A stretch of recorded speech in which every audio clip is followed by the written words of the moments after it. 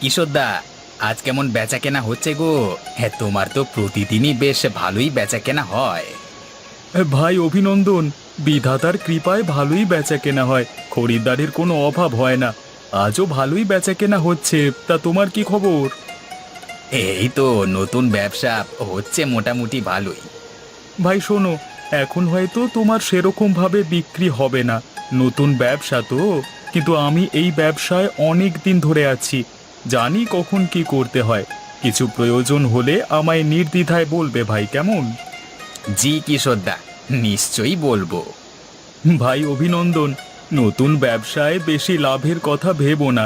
এখন তুমি অল্প লাভে বিক্রি করো, মানুষের বিশ্বাস অর্জন হবে যখন, তখন দেখবে বিধাতা ঠিক তোমার হাতে বড় কিছু দেবে। হ্যাঁ দাদা, আপনি যেমন বললেন তেমনটাই করব। আমিও চাই একজন বড় ব্যবসায়ী হতে।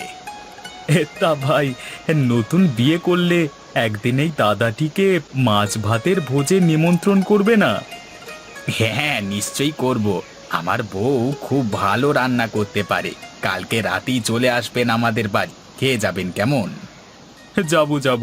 এই বৃষ্টির রাতে গরম গরম ভাত এবং তার সাথে মাছ ভাজা, ও জমে যাবে। ভেবেই জিভে জল চলে আসছে গো। হ্যাঁ, যা বলেছেন দাদা। 2 সপ্তাহ ধরে একভাবে বৃষ্টি হয়ে চলেছে, আর থামবার কোনো নামগন্ধই দেখছি না। বন্যা না হয়ে গেলে হয়। বন্যার কথা বলো না ভাই, আমাদের গ্রামের কাছেই নদী। বাঁধ ভেঙে গেলে সবকিছু ভেসে যাবে, তখন খাবো কি? আমাদের গ্রাম যদি ভেসে যায় তাহলে হাটও বন্ধ হয়ে যাবে, অন্য গ্রামের মানুষেরাই খাবে কি? হ্যাঁ দাদা, আপনি ঠিকই বলেছেন, কিন্তু আমার কথাটা তো বাস্তব, তাই না? এতদিন ধরে টানা বৃষ্টি হচ্ছে, নদীরও জল বৃদ্ধি পাচ্ছে, বান তো হয়ে যেতেই পারে। তার জন্য আমাদের আগাম সতর্কতা অবলম্বন করতে হবে, যাতে বন্যা হলেও ক্ষয়ক্ষতি তেমন না হয়। কিসের গল্প জুড়ে দিয়েছিস রে দুজন মিলে? এই গল্প না দাদা, আলোচনা করছিলাম। ও বাবা, তা আমিও শুনি, তোদের কি এমন আলোচনা হচ্ছে? আরে তেমন কিছু না রে, ও বলছিল টানা 2 সপ্তাহ ধরে বৃষ্টি হচ্ছে, বন্যা এলে কি করা উচিত, এসব নিয়ে কথা হচ্ছিল।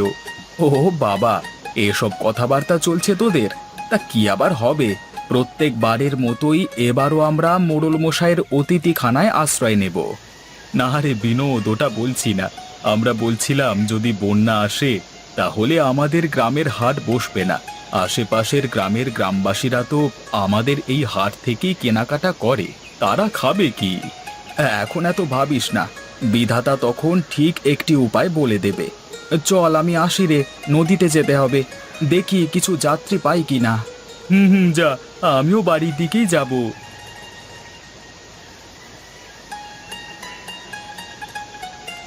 কি গো গিন্নি, খাবার বেড়ে বসে আছো কেন? যদি আমার আসতে দেরি হতো তখন কি করতে? কি আবার করতাম, আমি নিজে খেয়ে নিতাম। গিন্নি, মজা করছো আমার সাথে? কতদিন পর এইভাবে একটু মজা করলে তুমি আমার সাথে। থাক থাক, আর বলতে হবে না। তাড়াতাড়ি খেতে বসো তো, অনেক বেলা হলো তো। হ্যাঁ হ্যাঁ, বসছি বসছি। তুমিও আমার সাথে বসে পড়ো, আর কত বেলা করবে? তা বললে হয় গো, স্বামীর খাওয়া হলে তবেই স্ত্রীরা খায়, এটাই নিয়ম। তুমি চটপট খেয়ে নাও, তারপর আমি খেয়ে নেব। জানি না বাবা, তোমাদের এসব নিয়ম কানুন। ওসব ছাড়ো, আজকে কেমন বিক্রি হলো গো? মিথ্যে বলবো না, ঠাকুরের কৃপায় এখনো পর্যন্ত ভালোই বিক্রি হচ্ছে। এই ভারী বর্ষাতেও মানুষজন কেনাকাটা করতে আসছে। তা আসবে না কেন বলো তো? এই বর্ষায় গরম গরম মাংস আর সাদা চালের ভাত খেতে যে ভারী সুন্দর লাগে। ঠিক বলেছো তুমি, কিন্তু একটা চিন্তা মাথায় রয়েই যাচ্ছে। চিন্তা? এর মাঝে আবার চিন্তা কিসের? অনেক চিন্তা আছে গো। টানা 2 সপ্তাহ ধরে বৃষ্টি হচ্ছে, সেটার খেয়াল আছে। এবার যে বন্যা নামবে, বন্যা হয়ে গেলে আশেপাশের গ্রামের মানুষজন খাবে কি? হ্যাঁ, এই কথাটা তো ভেবে দেখিনি। আমাদের গ্রামটা ছোট হলেও আমাদের গ্রামের হাটের ওপর নির্ভরশীল আশেপাশের গ্রাম। সব যদি ভেসে যায় তাহলে মানুষ খাবে কি? ওটাই তো চিন্তার বিষয় গো গিন্নি। আশ্রয় তো নিয়ে নেব মোড়ল মশাইয়ের অতিথিশালায়, কিন্তু আশেপাশের মানুষজনের কথাও তো ভাবতে হবে। হুম, তোমার মাথায় কত চিন্তা ভাবনা। তোমার মতো স্বামী পেয়ে আমি ধন্য, যে শুধু নিজের কথা নয়, আরো 4টে মানুষের কথা চিন্তা করে। আরে ওসব কথা ছাড়ো। আচ্ছা শোনো, তোমাকে একটা কথা বলাই হলো না। কি কথা গো? আমাদের বাজারে আমার পাশে মাছ নিয়ে বসে অভিনন্দন, নতুন ব্যবসা শুরু করেছে। তারও সাথে এই কদিন হলো বিয়ে করেছে, তাই রাতের বেলাতে বাড়িতে ভোজ দেবে বলেছে আমাদের। বাহ, এ তো দারুণ খবর। এবার ছেলেটা বুঝবে দায়িত্ব কাকে বলে। শুধু দায়িত্ব শিখিয়ে না, তার সাথে ছেলেটাও শুধরে যাবে। যে মেয়েটিকে বিয়ে করেছে, মেয়েটির চরিত্র খুব ভালো বলি শুনেছি। বদল ঘটিয়ে দেবে আমাদের অভিনন্দনের। ছেলেটা সুখে শান্তিতে ঘর করুক। খুব ডানপিটে ছিল। খাওয়া তো হলো, আর বসে থেকো না, যাও একটু বিশ্রাম নাও। এই বর্ষার ঠান্ডা ঠান্ডা আবহাওয়ায় গরম গরম চা এত সুন্দর খেতে লাগে না। উফ, যাই যাই, তাড়াতাড়ি যাই চায়ের দোকানে। এসো বিনোদদা, এসো আমাদের সাথে যোগ দাও। সে কি রে, আমি তো ভাবলাম তোদের মনে হয় ডাকতে হবে, তার আগেই চলে এসেছিস দেখছি। বিনোদ আর বলিস না, এই সুন্দর আবহাওয়া দেখে আমি অভিনন্দনকে ডেকে নিয়ে চলে এলাম চা খেতে। কাকু, বিনোদদাকে একটা চা দিয়ে দাও, স্পেশাল চাটা দেবে কিন্তু। দিচ্ছি বাবা, একটু বসো। তা ভাই, আজকের চাটা কে খাওয়াচ্ছিস? আগের দিন তো আমি খাওয়ালাম। আজকে আমার পালা দাদা, আমি খাওয়াচ্ছি। বাহ, চল সবাই এবার বাড়ি চল, রাত হয়ে গেল তো। হ্যাঁ হ্যাঁ, চল উঠে পড় সবাই, কাল আবার নিমন্ত্রণ আছে অভিনন্দনের বাড়ি। আমি কালকে কিশোর দাদাকে নিমন্ত্রণ করেছি, সেটা তুমি কি করে জানলে? আর যে তোমাকেও বলবো সেটা কি করে জানলে? আরে তোরা যখন কথা বলছিলিস আমি তখন শুনেছি, তাই জন্যই জানি। ও তাই বলো, আমি ভাবলাম কি করে আবার জানলে সব। তোরা চল বাড়ি চল। কাল কিন্তু তোমার উপর একটি মহা দায়িত্ব আছে। আমার উপর দায়িত্ব? কই, কিছু বলনি তো আগে। কি দায়িত্ব আছে? বউ, তেমন কিছু না। কালকে রাত্রে বিনোদদা আর কিশোরদা আসবে আমাদের বাড়িতে তোমার হাতে রান্না খেতে। বেশ ভালো করিয়ে জমিয়ে রান্না করতে হবে কিন্তু। ও আচ্ছা, এই ব্যাপার। তা রান্না কেন করব না? নিশ্চয়ই করব। আমি ভাবলাম কি না কি বলবে। ধুর পাগলি, আরে কি বলবো, এটুকুই শুধু। তুমিও না কি যে বলো, তোমার মুখে কিছুই আটকায় না দেখছি। থাক, অত লজ্জা করতে হবে না। কাল ভালো করে রান্না করবে। হ্যাঁ, মেনু হবে মাছ এবং সাদা ভাত। হ্যাঁ, রান্না তো করে দেব, কিন্তু কি উপলক্ষে নিমন্ত্রণ জানিয়েছো ওনাদের? তেমন কিছুর জন্য না। এক কিশোর দাদা আছে না, উনি আমার ব্যবসা চালাতে অনেক কিছু সাহায্য করেন। আবদার করেছেন আমার বাড়িতে খাবে, তাই আর কি। কি উপলক্ষে বলেছে জানো? হ্যাঁ বলো, আমিও শুনি। বলেছে নতুন বিয়ে হয়েছে সেই উপলক্ষে। মানে তোমার ব্যবসাতে কিশোর দাদা সাহায্য করে, নিশ্চয়ই মানুষটি খুব ভালো মনের। না হলে এখনকার স্বার্থপর জীবনে কেউ কারো উন্নতি দেখতেই পারে না। যা বলেছ বউ, আমাকে অনেক সাহায্য করে। এত কিছুর পরে তার আবদারটা রাখা তো আমার কর্তব্য। জি, কাল আমি ওদের তৃপ্তি করে খাওয়াবো। আজকে রাত হয়ে গেল, ঘুমিয়ে পড়ো। কাল আবার বাজারে যেতে হবে তো। আর এই অসহ্যকর বৃষ্টি কোনোদিন যেন থামবে না। এই বৃষ্টির কথা বলতে মনে পড়ল, সব কিছু ভালো করে গুছিয়ে নিও। যা বৃষ্টি দেখছি, বন্যা নামলে কি হবে? প্রস্তুত থাকতে হবে আগে থেকে। আচ্ছা, তুমি কিচ্ছু চিন্তা করো না, আমি সব কিছু ঠিকঠাক করে রাখবো।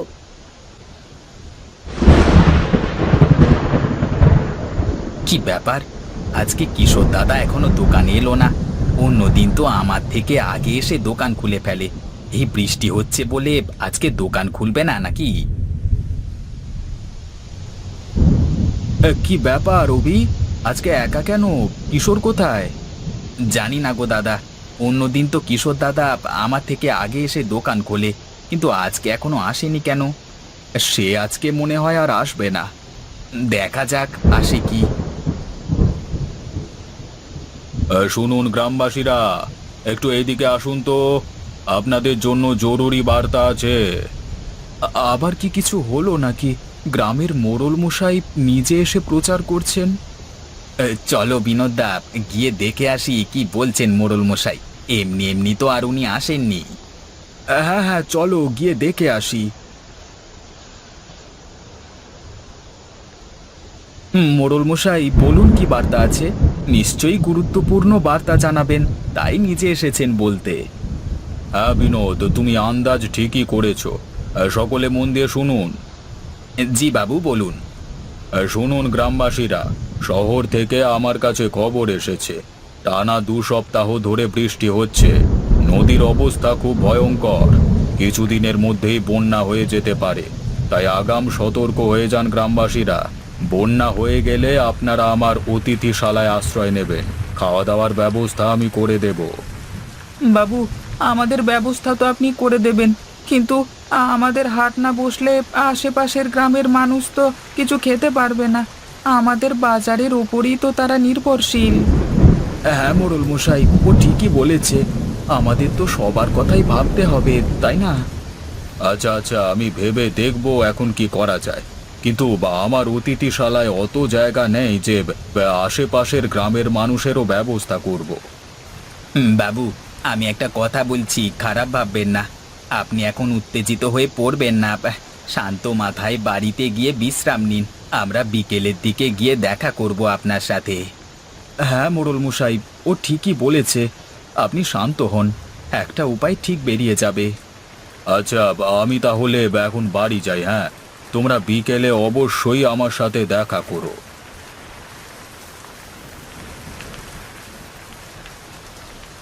কিশোর, বাড়ি আছিস নাকি?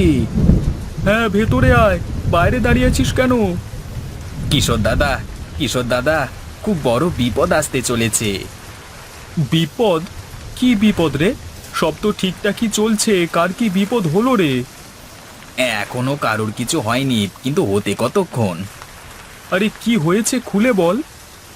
মোড়ল মশাই আজকে হাটে এসেছিলেন, এসে বলে গেলেন শহর থেকে খবর এসেছে নদীর অবস্থা খুব খারাপ, যখন তখন বন্যা হয়ে যেতে পারে, তাই সতর্ক করলেন।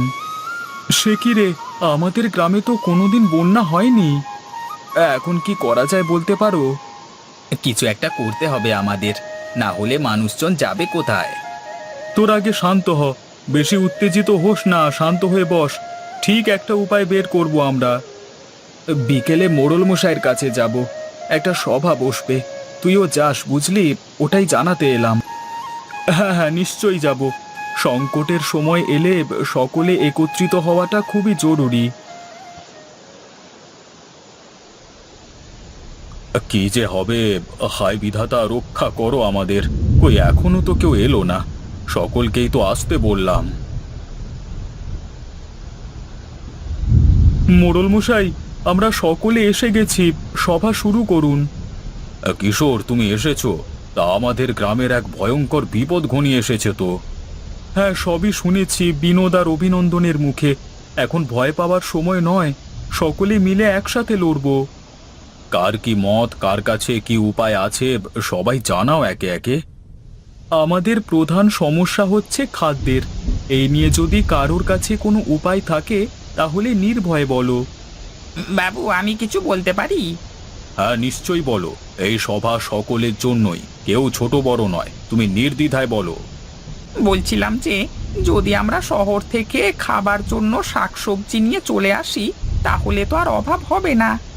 শহরে যেতে তো 1 সপ্তাহ লাগবে, আর অত সময় নেই আমাদের। আমাদের গ্রামের মানুষজন খেয়ে পড়ে বেঁচে থাকবে ঠিক, কিন্তু পাশের গ্রামের গ্রামবাসীরা কি করবে ওটাই তো ভাববার। হ্যাঁ মোড়ল মশাই, আমাদের গ্রামের হাট যদি বন্ধ হয়ে যায়, তাহলে তাদের খাদ্য সংস্থানও বন্ধ হয়ে যাবে। ওরা থাকবে কি করে? ওটাই হচ্ছে প্রধান সমস্যা। যদি চারিদিক জলে পরিপূর্ণ হয়ে যায় তাহলে কিভাবেই বা আমাদের হাট বসবে? এমনিতেও তো শাকসবজি সব নষ্ট হয়ে গেছে। কি যে করব কিছুই বুঝতে পারছি না। বিধাতা, আমাদের রক্ষা করো তুমি।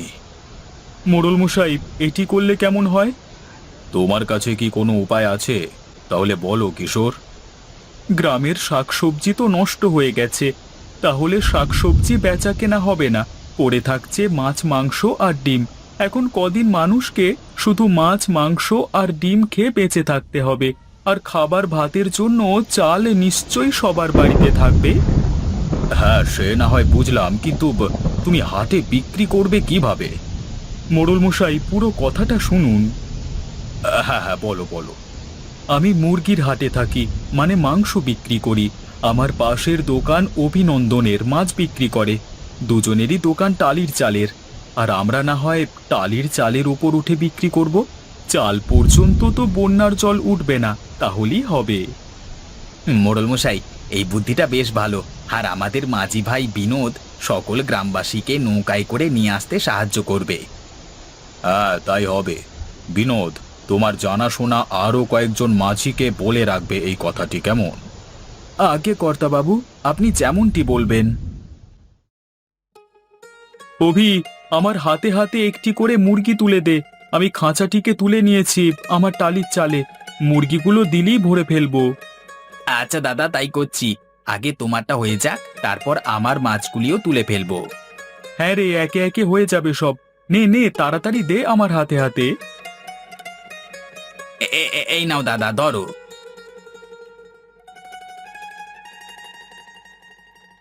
বাহ, বেশ ভালোই প্রস্তুতি চলছে দেখছি। চালিয়ে যাও চালিয়ে যাও, কখন কি হয়ে যাবে বলা খুব মুশকিল। হ্যাঁ, ওই জন্যই তো এত তাড়াতাড়ি তোড়জোড় করছি। আপনি এত ভোরে কি করছেন? না না, তেমন কিছু না। এই দেখতে এসেছিলাম কেমন প্রস্তুতি চলছে। সকলকে তো বিপদের হাত থেকে রক্ষা করতে হবে, তাই জন্য। ভালোই করেছেন বাবু, আপনি দেখুন আমরা কাজ করি। মোড়ল মশাই, দোকানের ভেতরে গিয়ে বসুন, বসবার জায়গা আছে। শুধু শুধু দাঁড়িয়ে থাকবেন কেন? না না, সকলের বিপদে আমি বসে থাকি কি করে? তোমরা কাজ করো, আমি দেখছি কোনো সাহায্য করতে পারি কিনা।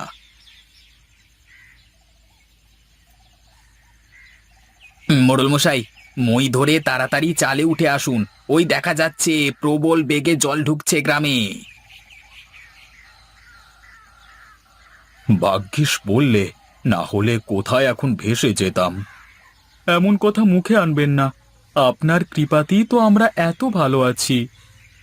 আমার কৃপা নয়, সবই বিধাতার ইচ্ছা। বিধাতার ইচ্ছে ছাড়া কোনো কিছুই সম্ভব নয়।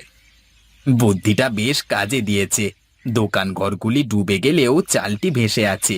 এবার বিনোদদা লোকজন নিয়ে এলেই বেচা কেনা শুরু হয়ে যাবে, কারোর কোনো সমস্যা হবে না। সবার উপকার হলেই তো ভালো, তাই না?